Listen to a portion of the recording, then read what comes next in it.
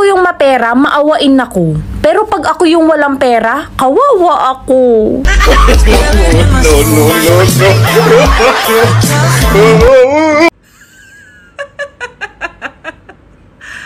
Ang saya ng life ko ngayon.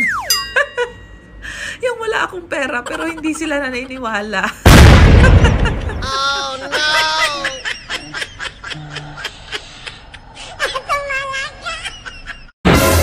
Madami na daw akong ipon. Wala nga eh, puro ganda lang.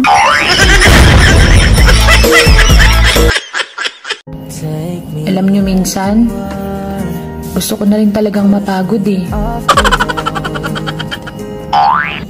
Kaya lang tinatamad ako.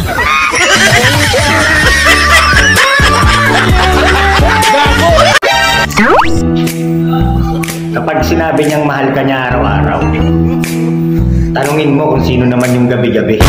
Sira ulo ka!